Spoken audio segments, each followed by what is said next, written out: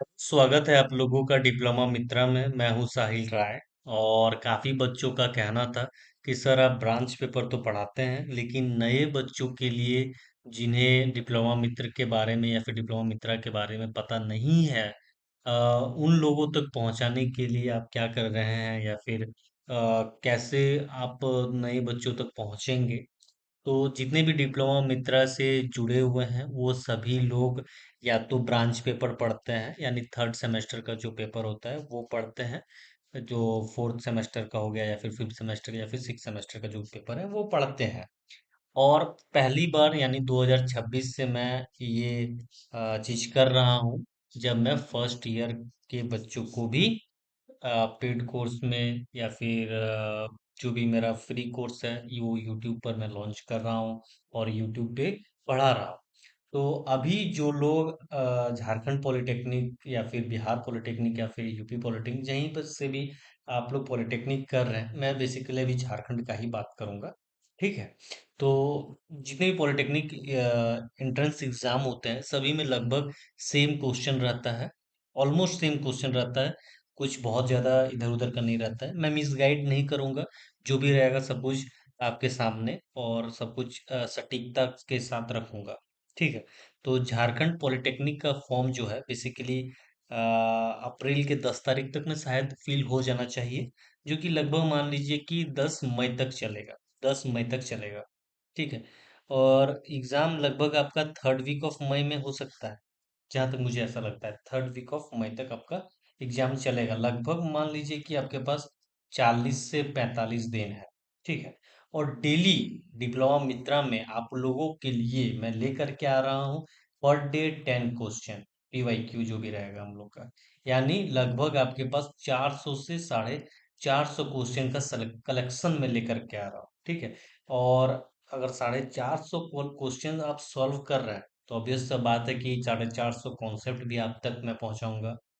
जो भी नए कॉन्सेप्ट हैं और नए टॉपिक्स हैं वो भी मैं डिस्कस करूंगा कि कैसे क्वेश्चन को अप्रोच करना है। साथ ही साथ लॉन्ग तो टेस्ट सीरीज मैं आप लोगों के साथ दूंगा। आप लोग भी टाइम का यहाँ पे देखिएगा कि टाइम मैं यहाँ पे घड़ी लगा दूंगा कि कितना टाइम पे कितना सॉल्व कर पाते हैं, क्योंकि 150 क्वेश्चन 150 नंबर पे रहेगा।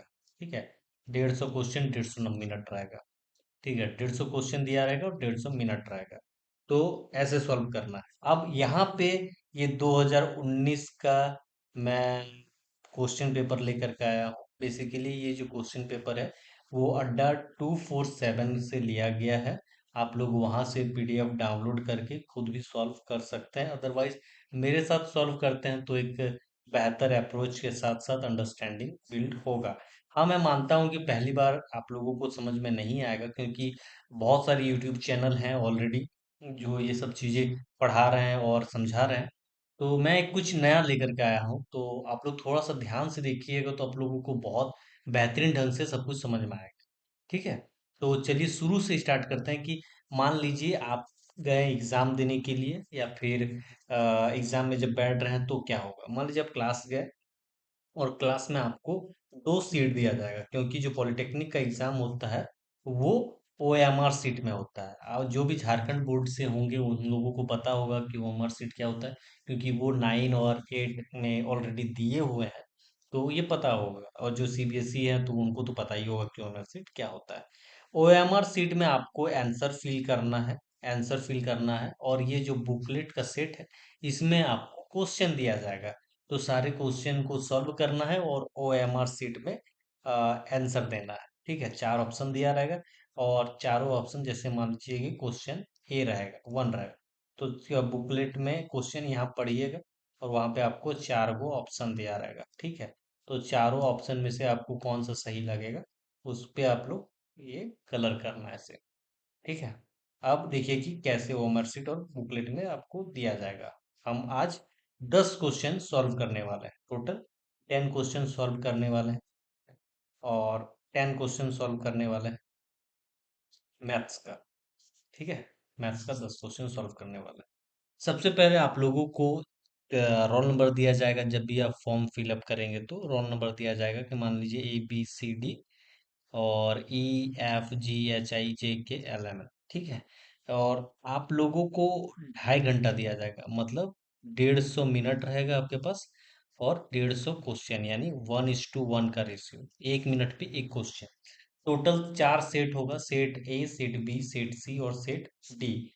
ठीक है, 4 सेट में से कोई एक सेट आप तक पहुंचेगा, ये सेट ए का है। फिर से मैं बताना चाहता हूँ, ये अड्डा 247 का है, जहाँ पर ये बुकलेट पब्लिक डोमेन पे दिया गया है, तो बेझिझक आप लोग डाउनलोड करके पढ़ सकते हैं और प्रीवियस ईयर क्वेश्चन को सॉल्व कर सकते हैं। कुछ इंस्ट्रक्शंस मैं बता देना चाहता हूँ कि यहाँ पे और भी आप अच्छे से पढ़ सकते हैं कि OMR शीट पे आपको आंसर देना है। ठीक है, टोटल 150 क्वेश्चन होने वाला है, 1 नंबर का एक क्वेश्चन रहेगा। ठीक है, तो 50 क्वेश्चन मैथ्स का होने वाला है, 50 क्वेश्चन केमिस्ट्री का होने वाला है, 50 क्वेश्चन फिजिक्स का होने वाला है। मतलब 150 क्वेश्चन है, 150 नंबर का। 150 क्वेश्चन 150 नंबर का, यानी 1:1 का रेशियो चल रहा है। अगर मान लीजिए कि एक क्वेश्चन गलत हो जाता है तो नंबर भी कटेगा, ऐसा नहीं कि नंबर नहीं कटेगा। 1/4 mark will be deducted for each wrong answer. प्रत्येक गलत जवाब के लिए 1/4 अंक काटा जाएगा। मतलब क्या, मतलब मैं बोलना चाह रहा हूँ ये समझिएगा कि मान लीजिए कि आप 5 क्वेश्चन अटेम्प्ट किए, 5 क्वेश्चन में से आपके पास 4 क्वेश्चन जो है वो रॉन्ग हो गया और एक क्वेश्चन जो है वो राइट हो गया। तो अगर हम लोग ये अगर नहीं रहता, मतलब 1/4 नहीं रहता, तो आपका 1 नंबर कंसिडर किया जाएगा। लेकिन लेकिन 1 नंबर कंसिडर किया जाएगा, लेकिन यहाँ पे अगर आप देखिएगा तो क्या है, यहाँ पे आप लोगों को 1/4 मार्क्स डिडक्ट किया जाता है अगर प्रत्येक 4 क्वेश्चन गलत होने पे। मान लीजिए 4 क्वेश्चन अगर गलत हो गया तो ये जो एक सही है ये भी गलत कंसिडर किया जाएगा, यानी आप लोग का आंसर 0 हो जाएगा, 1 से 0 हो जाएगा। तो ये है नेगेटिव मार्किंग। तो जितना क्वेश्चन आपको आएगा उतना ही क्वेश्चन को सॉल्व करना है। जो क्वेश्चन सॉल्व कर सकते हैं उसी क्वेश्चन को सॉल्व करना है। हड़बड़ी में और एक्साइटमेंट या फिर टाइम बचा हुआ है इसके चक्कर में पूरे क्वेश्चन को सॉल्व नहीं करना है, जितना आता है उतना ही करना है। जो नहीं आता है उसे छोड़ देना है। ऐसा नहीं है कि सारे क्वेश्चन को अटेम्प्ट करना ही पड़ेगा, नहीं तो नेगेटिव मार्किंग ज्यादा हो सकता है। तो चलिए हम लोग शुरू करते हैं। मैथमेटिक्स का 10 क्वेश्चन। ठीक है, 10 क्वेश्चन मैथमेटिक्स का हम लोग सॉल्व करने वाले हैं अगले 15 मिनट में। तो अपने कॉपी कलम को निकाल करके बैठ जाइए और मेरे साथ सॉल्व कीजिए। अदरवाइज पूरा मैं सॉल्व कर रहा हूँ उसको आप देखिए, और फिर बाद में आप जब आप यूट्यूब पे या फिर अड्डा 247 से जब PDF डाउनलोड करेंगे तो यहाँ से कॉन्सेप्ट सीखिएगा और वहाँ पे जाके अप्लाई कीजिएगा। सबसे पहले यहाँ पे आप लोग देख सकते हैं कि एपी, एपी क्या होता है, व्हाट इज एपी। एपी का मतलब होता है arithmetic progression. Arithmetic, ARITHMETIC, arithmetic progression, PROGRESSION, arithmetic progression. ठीक है, अर्थमेटिक प्रोग्रेशन। अब यहाँ पे एकदम ध्यान पूर्वक आपको पूरा कॉन्सेप्ट को लगाना है और सॉल्व करना है, बिना कोई टेंशन के, बिना कोई झिझक के। ठीक है, एपी का मतलब क्या होता है। एपी का मतलब होता है अर्थमेटिक प्रोग्रेशन। एपी का एक फॉर्मूला होता है, क्या होता है कि जो भी मेरा मिडिल होता है, मिडिल टर्म होता है, वो एवरेज होता है फर्स्ट टर्म और थर्ड टर्म में। अर्थमेटिक प्रोग्रेशन, ठीक है, अर्थमेटिक प्रोग्रेशन एपी का बात हो रहा है। तो इसका जो मेरा 3 टर्म दिया हुआ है, 1, 2 और ये तीसरा टर्म। ठीक है, तो एपी का फॉर्मूला क्या होता है कि जो भी मेरा मिडिल टर्म है, मिडिल टर्म है, मिडिल टर्म है, वो क्या होता है, average of first term and third term.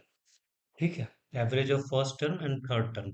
इसका मतलब मैं क्या बोलना चाहता हूँ, B = A+C/2, फर्स्ट टर्म और थर्ड टर्म। ठीक है, और देखो यहाँ पे हम लोग को दिया गया है, क्या क्या दिया गया है उस चीज पे फोकस करना है कि A = थोड़ा सा मैं जूम कर देता हूँ। हम लोगों को क्या दिया गया है, X = यहाँ पे देखो, X = A+B/2 और Y = B+C/2। ठीक है, ये चीज हम लोगों को दिया गया है। अब हम लोग यहाँ पे देखते हैं क्या करना है कि x प्लस वाई, मतलब दोनों को ऐड करेंगे, x plus Y equal to A plus B plus C upon two. ठीक है, अपॉन टू। तो अगर हम इसको ऐड कर देते हैं तो क्या हो जाता है, A plus B plus, sorry, A plus two B plus C, two B plus C upon two. ठीक है, ये चीज हम लोग कर सकते हैं, प्लस सी। तो एपी का प्रॉपर्टी होता है, यहाँ पे मैं लिख देता हूँ, एपी का प्रॉपर्टी क्या होता है, एपी का प्रॉपर्टी होता है, एपी का प्रॉपर्टी होता है, क्या प्रॉपर्टी होता है कि जो भी मेरा ए प्लस सी होता है वो टू बी के बराबर होता है, A plus C two B के बराबर होता है। ठीक है, ये जो ए प्लस, इसको हम लोग ऐसे भी लिख सकते हैं, A plus C plus two B upon two. ठीक है, ए प्लस सी जो है वो टू बी के बराबर होता है। तो हम लोग क्या लिख सकते हैं, टू बी, मतलब ए प्लस सी की जगह टू बी, और जो ऑलरेडी टू बी था वो। ठीक है, ए प्लस, ये जो एक्स प्लस वाई जो है वो तो रहेगा ही, क्योंकि एक्स प्लस वाई ही निकालना है आपको। ठीक है, एक्स प्लस वाई ही निकालना है। तो ए सी को हम क्या लिख रहे हैं, टू बी लिख रहे हैं, क्योंकि ए सी जो है वो टू बी के बराबर है। तो टू बी, ठीक है, टू बी अपॉन टू। तो ये मेरा फोर बी हो गया अपॉन टू, तो टू से टू का फोर कट गया, तो फाइनली मेरा टू बी आंसर हो गया।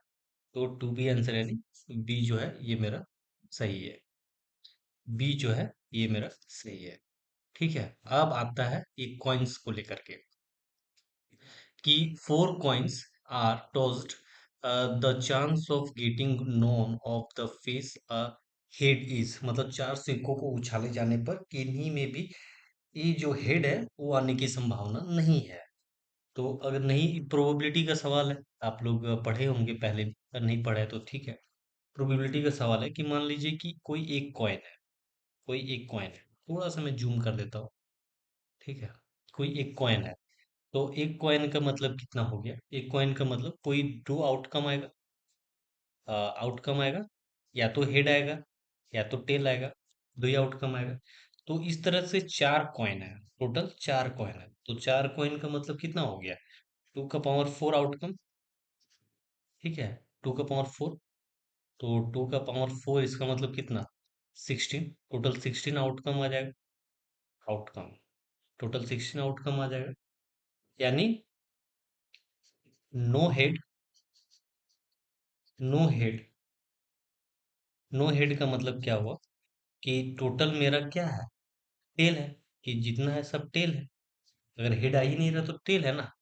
तो कोई सिर्फ एक केस लेता है, सिर्फ एक केस, एक केस में क्या होगा कि जो मेरा टेल आने का, हेड आने का संभावना नहीं है, बाकी दूसरा केस में तो हो सकता है। ठीक है, तो टोटल मेरा कितना है, सिक्सटीन, और एक केस लिए तो वन, और ये जाएगा वन बाई सिक्सटीन। तो ये हो जाएगा आंसर नंबर, ये मेरा सही है। ठीक है, ये जो है वो सही है। ठीक है, अब क्वेश्चन नंबर थ्री पे आते हैं हम लोग। थ्री क्या है, if N square one minus S N square minus one is divisible by eight, then N is, तो एन क्या है, नेचुरल नंबर है, इंटीजर है, इवन नंबर है, या ऑड नंबर है। अगर मान लीजिए आठ से एन स्क्वायर वन भाज्य है तो एन क्या है, प्राकृतिक संख्या, पूर्ण, संपूर्ण, या विषम संख्या। ठीक है, ये क्वेश्चन है। तो तीसरा नंबर हम लोग देखते हैं, ये डिविजिबिलिटी रूल के बारे में बात करते हैं हम लोग। सबसे पहले ये समझिए कि दिया क्या गया है, थोड़ा सा फिर मैं जूम करूंगा और यहाँ से पूरा कॉन्सेप्ट को क्लियर करने की कोशिश करूंगा कि एन स्क्वायर वन जो है, एन स्क्वायर वन वो क्या होता है कि N minus one into N plus one. ठीक है, एन माइनस वन और एन प्लस वन होता है। अगर मान लो कि n इक्वल टू ऑड है, ऑड मतलब तीन, पाँच, सात, ठीक है, तो एन स्क्वायर, तो जो मेरा एन स्क्वायर है वो ऑलवेज क्या रहेगा, always, always one mod eight रहेगा, वन मोड एट रहेगा। ठीक है, अगर वन मोड एट हो गया तो एन स्क्वायर वन क्या हो जाएगा, डिविजिबल हो जाएगा, डिविजिबल, डिविजिबल बाय एट। ठीक है, अगर डिविजिबल हो गया, अगर डिविजिबल हो गया तो क्या हो जाएगा वो, पहला तो ऑड इंटीजर है ना, तो डिविजिबल हो गया तो मेरा ऑड इंटीजर हो जाएगा। एक इसमें ट्रिक आता है, इसमें एक ट्रिक ही है, ट्रिक लिख लेना, यहाँ पे मैं ट्रिक भी बता दे रहा हूँ। ट्रिक है, ट्रिक क्या है, three N square minus one divisible, divisible by eight में क्या होता है कि एन ऑलवेज, ऑलवेज ऑड ही रहेगा। एड ऑड जो है, एन जो है वो ऑलवेज ऑड ही रहेगा। ठीक है, तो क्वेश्चन नंबर थ्री भी हम लोग का हो गया। अब क्वेश्चन नंबर फोर पे आते हैं कि क्यूब वाला क्या चीज है। A cube of side 4 centimeter cut into small cubes of each side 1 centimeter, then ratio of the surface area of all smaller cubes to that of large one is। मतलब एक चार भुजा वाले घन के प्रतीकीय एक भुजा के घन में काटा जाता है, सभी ही छोटे घनों क्या बड़ा घन से ए सतह क्षेत्रफल से अनुपात, मतलब के या से अनुपात, तो बेसिकली रेशियो पूछा जा रहा है। तो एक बड़ा क्यूब लेंगे और एक छोटा क्यूब लेंगे। सबसे पहले मैं एक बड़ा क्यूब लेता हूँ, बड़ा क्यूब लेता हूँ। फिर से मैं थोड़ा सा जूम करूंगा क्वेश्चन के साथ। बड़ा क्यूब लेता हूँ, तो बड़ा क्यूब जो है कि उसमें साइड होता है, तो साइड मेरा कितना है, चार, साइड कितना है, चार। ठीक है, चार हो गया। तो मेरा जो सरफेस एरिया होता है, सरफेस एरिया क्या होता है, 6 इंटू 4 का स्क्वायर इक्वल टू 96। एक मैं छोटा क्यूब, एक छोटा क्यूब लेता हूँ, यानी स्मॉल क्यूब लेता हूँ। ठीक है, स्मॉल क्यूब लेता हूँ। तो स्मॉल क्यूब में क्या होता है कि नंबर्स की बात करते हैं, बेसिकली नंबर की बात करते हैं। ये 4 का पावर 3 होता है, यानी 4 क्यूब होता है। तो 4 क्यूब मतलब 4 इंटू 4 यानी 64, 64 हो जाएगा। तो इसका सरफेस एरिया मेरा कितना हो जाएगा, सरफेस एरिया ऑफ वन का, मतलब कोई एक का बात कर रहा है, मेरा 6 हो जाएगा।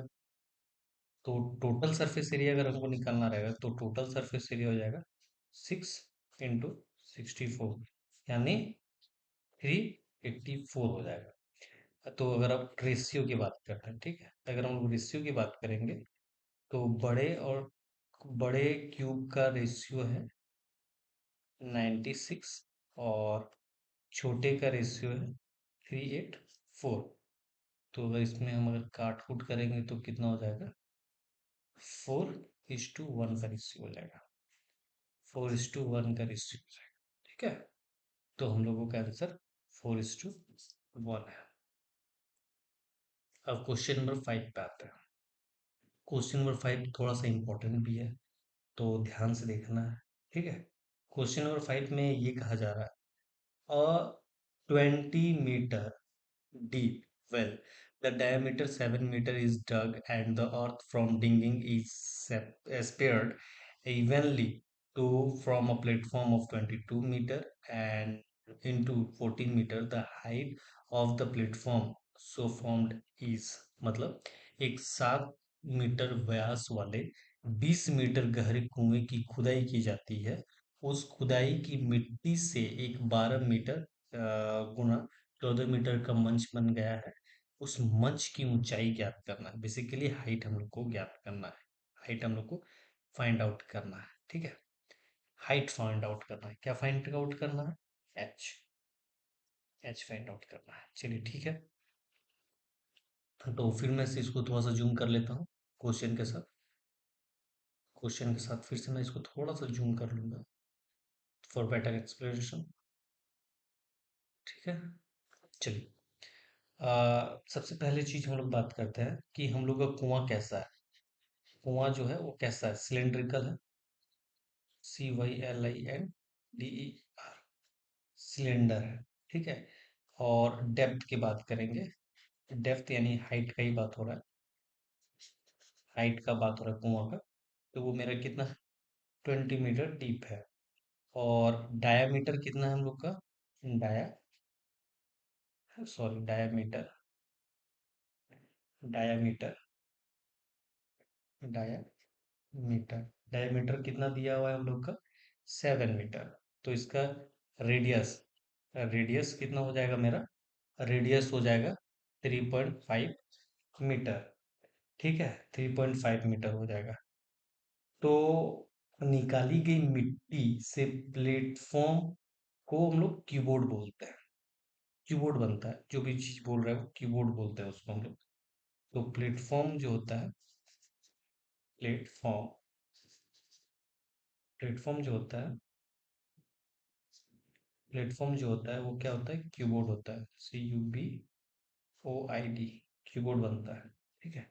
अब कीबोर्ड के बारे में हम लोग थोड़ा सा यहाँ पे अब आगे बता रहे हैं कैसे सॉल्व करना है। ठीक है, यही पे थोड़ा सा और क्या क्या गिवन थोड़ा सा देख लेते हैं हम लोग। लेंथ हम लोगों का दिया हुआ है 22 मीटर। उसके बाद मेरा जो ब्रेथ है, BREADTH, जो है वो 14 मीटर है। तो मेरा हाइट क्या हो, ठीक है, हाइट क्या। तो हम लोगों को पता है, क्या पता है कि वॉल्यूम इक्वल टू क्या होता है, पाई R²H, जहाँ पाई इक्वल टू 22/7 है। और R इक्वल टू 3 3.5 है। कितना है, 3.5 है। और H इक्वल टू मेरा कितना, H इक्वल टू मेरा 20 दिया हुआ है। ठीक है।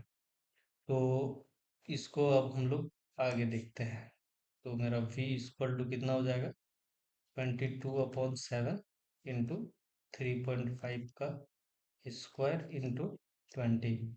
तो अगर इसको हम लोग सॉल्व करते हैं तो कितना आ जाएगा, 22 इधर इधर सॉल्व करते हैं, मैंने 7 हो गया, 7 कट गया, 20 इंटू 20 यानी लगभग 770 मीटर क्यूब आएगा। ठीक है, 770 मीटर क्यूब। अब हम लोग, ये तो पूरे कुएं का निकल गया, अब क्यूबोर्ड का वॉल्यूम निकालते हैं। किसका, क्यूबोर्ड का। किसका वॉल्यूम निकालेंगे, क्यूबोर्ड का। फिर क्यूबियोड बोलते हैं, जो भी आप पढ़ सकते हैं, वॉल्यूम। ठीक है, कीबोर्ड का वॉल्यूम निकालते हैं। इसका कीबोर्ड का फॉर्मूला क्या होता है, फॉर्मूला क्या होता है, फॉर्मूला में लिखवा देता हूँ ताकि आप लोगों को याद रहेगा कि वॉल्यूम इक्वल टू होता है length, length into breadth, BREADTH, breath into height. तो लेंथ मेरा 22 दिया हुआ, ब्रेथ मेरा 14 दिया हुआ, और हाइट मेरा H। तो टोटल अगर इंटू कर देंगे तो कितना हो जाएगा, 308H। अब दोनों के वॉल्यूम को मैं इक्वल कर देता हूँ। ठीक है, दोनों के वॉल्यूम को अब मैं इक्वल कर देता हूँ। ठीक है, वॉल्यूम को इक्वल कर देता हूँ, वॉल्यूम को इक्वल कर देता हूँ। तो वॉल्यूम को इक्वल कर देता हूँ तो कितना है मेरा, 770 = 308H। तो सेवन H इक्वल टू 770/308। तो फाइनल आंसर हम लोग का क्या हो जाएगा, तो 2.5। तो एच इक्वल टू क्या हो जाएगा, 2.5। ये हो गया मेरा आंसर। इसका मतलब क्या हुआ, 2.5 का मतलब क्या हो जाएगा, आंसर हो जाएगा मेरा ए नंबर। ठीक है। अब क्वेश्चन नंबर 6 के बात करते हैं हम लोग। The median of the observation 46, 64, 87, 41 80, 58, 77, 35, 90, 55, 92, 33। After replacing 92 को रिप्लेस कर रहे हैं हम लोग 99 से, और 41 को कर रहे हैं 43 से। तो हम लोग को मीडियन निकालना है। ठीक है, मीडियन निकालना है। ठीक है, निकल जाएगा, कोई दिक्कत नहीं है। सबसे पहले आप लोग एक चीज देखिएगा कि जब भी मिडिल निकालना रहेगा, यानी मीडियन जब भी निकालना रहेगा, तो जो भी डेटा दिया रहेगा उसको हम लोग सबसे पहले सॉर्टेड करेंगे। क्या करेंगे? सॉर्टेड करेंगे। सॉर्टेड करेंगे, सॉर्टेड का मतलब सबसे छोटा, फिर उससे बड़ा, फिर उससे बड़ा, फिर सबसे बड़ा जो आता है उस तरह से। ठीक है, तो सॉर्टेड में हम लोग को क्या है, सबसे छोटा जो क्या है 33 है। 33। ठीक है, उसके बाद 35, फिर 43, 46, 55, फिर 58, उसके बाद 64 और 77, उसके बाद 87, फिर 90, और उसके बाद आप लोगों का आ जाता है 99, यानी सबसे बड़ा 99 है, सबसे छोटा 33 है। मीडियन का फॉर्मूला आप लोगों को पता होगा कि मीडियन का फॉर्मूला क्या होता है। Excuse me. मीडियन का फॉर्मूला क्या होता है? मीडियन का फॉर्मूला आप लोगों का हो जाता है n+1/2। तो ये टोटल कितना है, 1 2 3 4 5 6 7 8 9 10 11, मतलब टोटल आपके पास 11 है। ठीक है, तो 11 मतलब 11+1/2 इक्वल टू 12/2, तो लगभग हो जाएगा 6। यानी क्या चल रहा है कि आपको 6 टर्म जो है आपका आंसर रहेगा। 6 टर्म मतलब first, second, third, fourth, fifth, six, यानी 58। आपका आंसर 58 है। बेहतरीन ढंग से कॉन्सेप्ट को समझा रहा है। ठीक है, 58 आंसर। ये सॉर्टेड करके पूरा निकालना है कैसे, सारा चीज मैं बता रहा हूँ, ध्यान से देखिएगा तो सब कुछ मैं एक एक पॉइंट बता रहा हूँ। अब यहाँ पे के का वैल्यू निकालना है। Line, if a line three, कोई इक्वेशन दिया हुआ है 3x के 5 दिया हुआ है जिसका के निकालना है। ठीक है, कोई बहुत पेचीदा सवाल नहीं है, इसको थोड़ा सा और अच्छे से हम लोग समझने की कोशिश करते हैं। ठीक है, सबसे पहले देखिए कि हम लोगों को एक इक्वेशन दिया गया है। इक्वेशन दिया गया है। ठीक है, इक्वेशन क्या है? इक्वेशन से पहले यहाँ इस जगह मैं सॉल्व कर रहा हूँ इस बार। ठीक है, यहाँ पे देखिएगा, यहाँ पे देखिएगा कि दिया क्या गया है, x इक्वल टू हम लोगों का है 3 और y इक्वल टू 2। ठीक है, इक्वेशन मेरा क्या है, 3x - a y equal to 5। तो 3 × 3 - a × 2 इक्वल टू 5, यानी 3 3 के 9 -2 के इक्वल टू 5। तो 2 के इक्वल टू हो जाएगा कितना, 9 - 5, तो हो जाएगा 2 के इक्वल टू 4। तो के इक्वल टू हो जाएगा 4/2। तो फाइनली मेरा के इक्वल टू हो जाएगा कितना, 2। के का वैल्यू मेरा 2, यानी सी मेरा आंसर है। ठीक है, मेरा आंसर सी हो गया। ये सब कॉन्सेप्ट इजी कॉन्सेप्ट है, लेकिन अब जो क्वेश्चन नंबर 8 है वो थोड़ा सा आप लोगों को दिमाग लगाना पड़ेगा और थोड़ा सा पेचीदा भी है।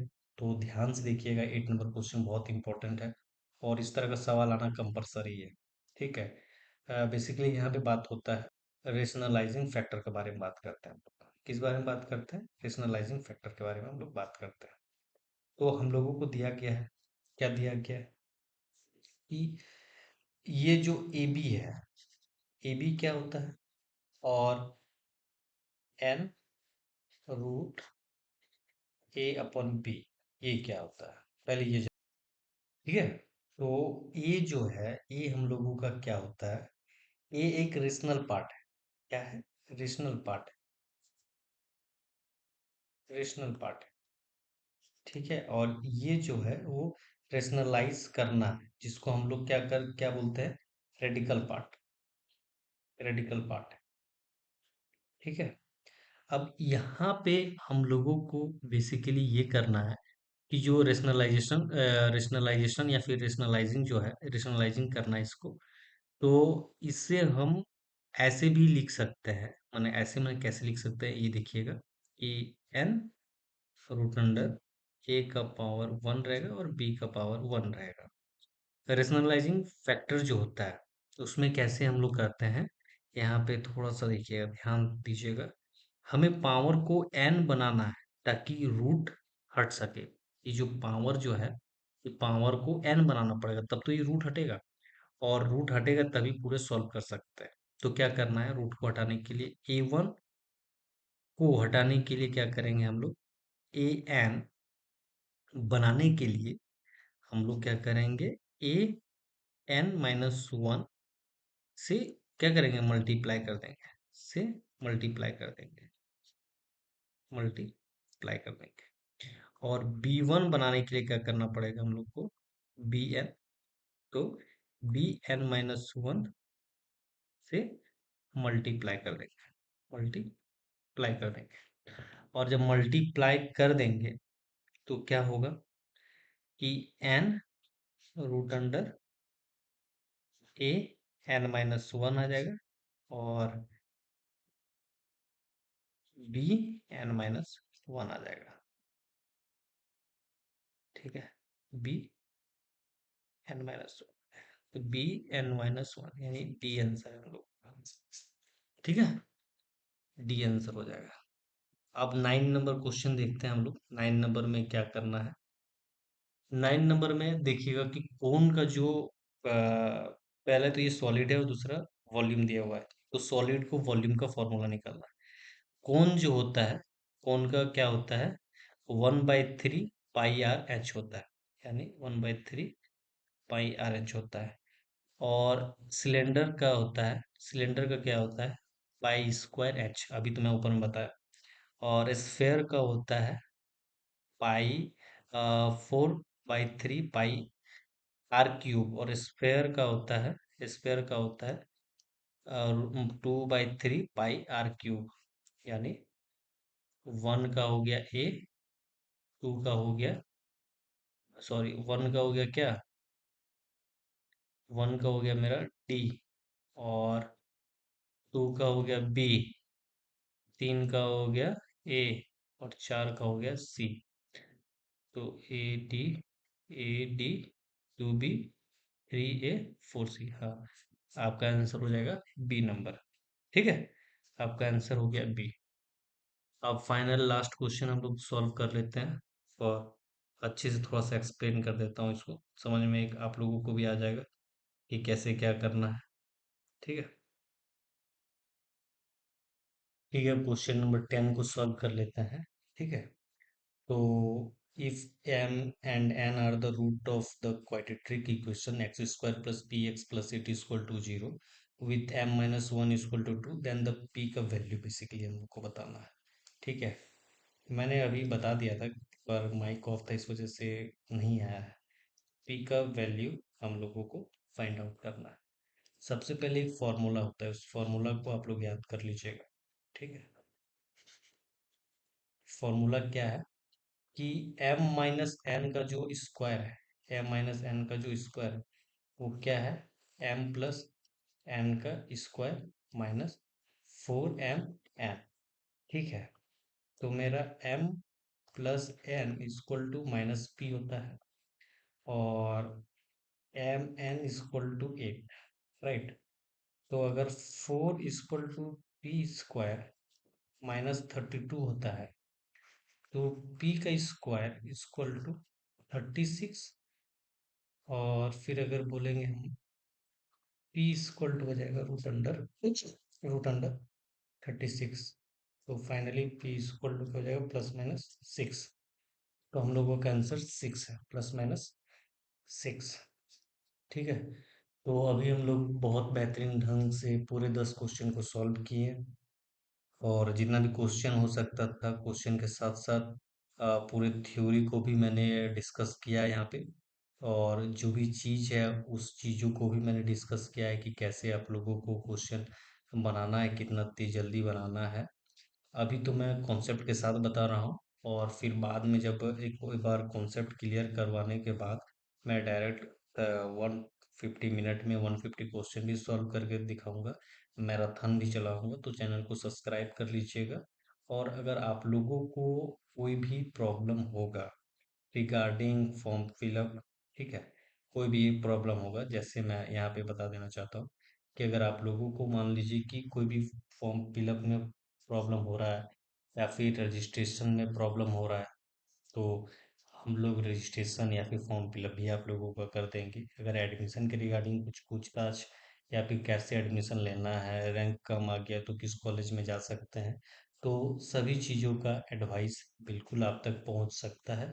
तो नंबर नीचे दिया गया है, वहाँ पर आप कॉल करके बात कर सकते हैं कि फॉर्म कैसे भरना है, रजिस्ट्रेशन कैसे करना है, या फिर एडमिशन कैसे लेना है। अगर मान लीजिए आपको गवर्नमेंट कॉलेज में आपको नहीं जाना है, ठीक है, बहुत ही बच्चों का मन रहता है कि मैं पॉलिटेक्निक करना चाहता हूँ पर प्राइवेट से करना चाहता हूँ, ठीक है। तो प्राइवेट्स करना चाहते हैं तो भी में डिस्कशन हो सकता है, इसमें भी आप लोगों को गाइडेंस दिया जाएगा। गवर्नमेंट है तो गवर्नमेंट में भी गाइडेंस दिया जाएगा। फॉर्म फिलअप के टाइम अगर आप फिल नहीं कर पा रहे हैं तो का फॉर्म फिल करके भी आप लोगों तक पहुंचाया जाएगा, रजिस्ट्रेशन भी करके आप लोगों को दिया जाएगा फॉर आप लोगों की सुविधा के लिए। तो नीचे दिया गया नंबर पे आप लोग संपर्क करें। संपर्क करके जो भी आप लोगों को इंफॉर्मेशन चाहिए, सुबह 8 बजे से शाम का 8 बजे तक नंबर एक्टिव रहेगा, तो आप लोग बात कर सकते हैं इस बीच में। बहुत बहुत धन्यवाद। तो नेक्स्ट लेक्चर पे मिलते हैं, lecture number 2। Thank you for watching.